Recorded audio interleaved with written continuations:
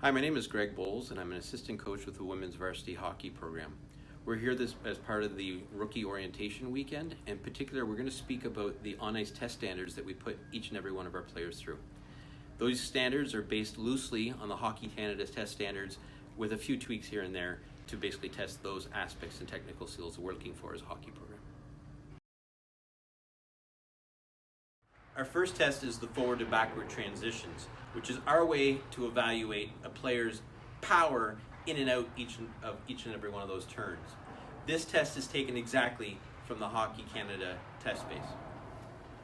So the fundamental grid for this test is based on a face-off circle. A face-off circle is 15 feet in radius or 30 feet in diameter. This test requires a 30-foot square, so we will basically place a cone at the top of a circle, measure off 30 feet towards the slot, and complete the square across the ringette line as well. For the sake of saving ice, if we're working several groups through this test, we'll draw up a similar grid working off the other circle, and partway through our testing, move from one grid to the other. So, as they start this, we'll normally start this test with a player starting at the line closest to the goal line. So if the player starts here, they are allowed to skate either to their right or to their left forward around the first cone. Here I'll draw it as if they actually go to their right. Around this cone, they transition forwards to backwards and accelerate backwards around the base of the cone on the same side of the grid. Here they will skate and transition forward, accelerate through the middle of the grid up to the opposite cone on the player's left.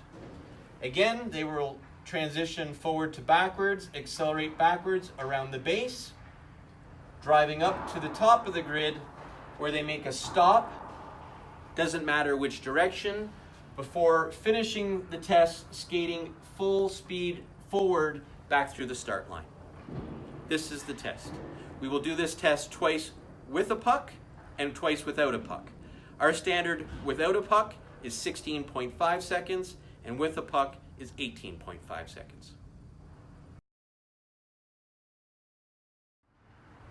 Test number 2 is our linear starts and stops.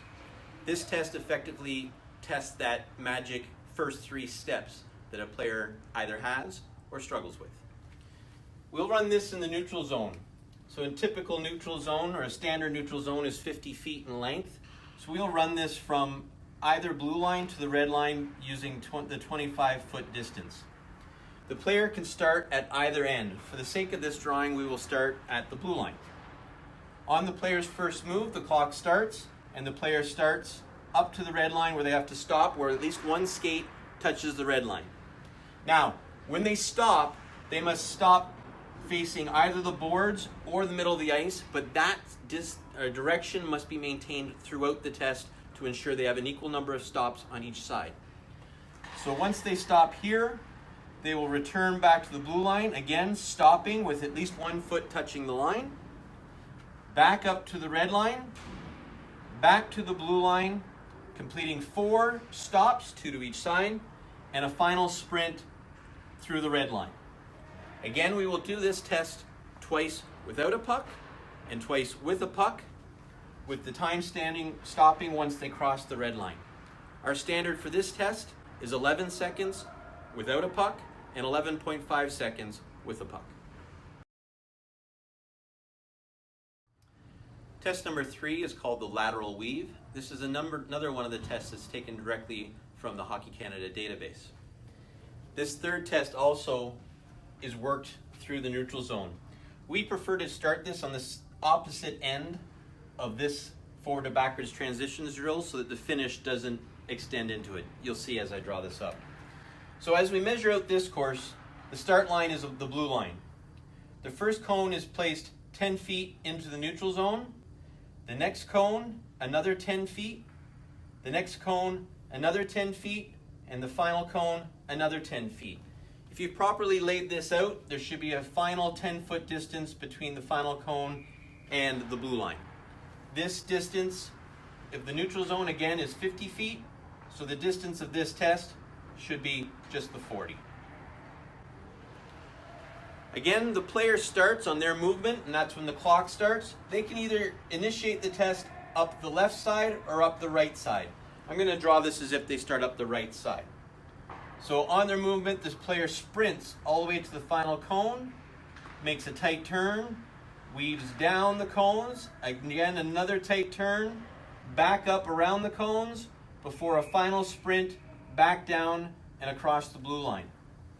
Their time will stop the moment that their first body part crosses the blue line. They will do again this test twice without a puck and twice with a puck. Our standard for this test is 12 seconds without a puck and 12.5 seconds with a puck.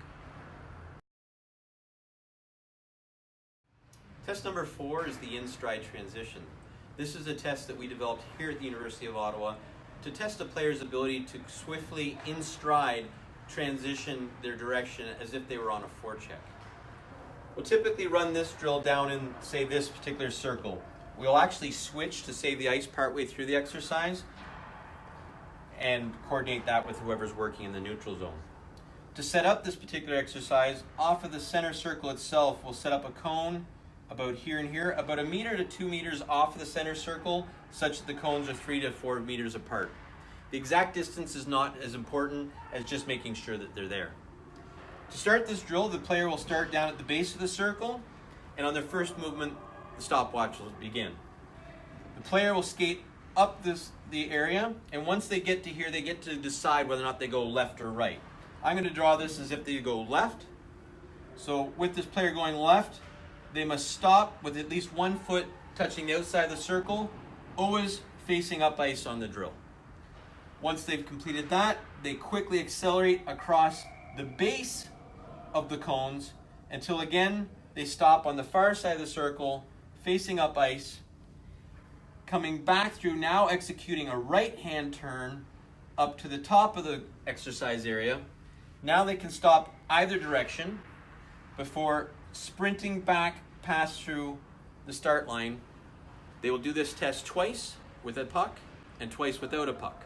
Our standard without a puck is 9.75 seconds, and with a puck, 10.25 seconds.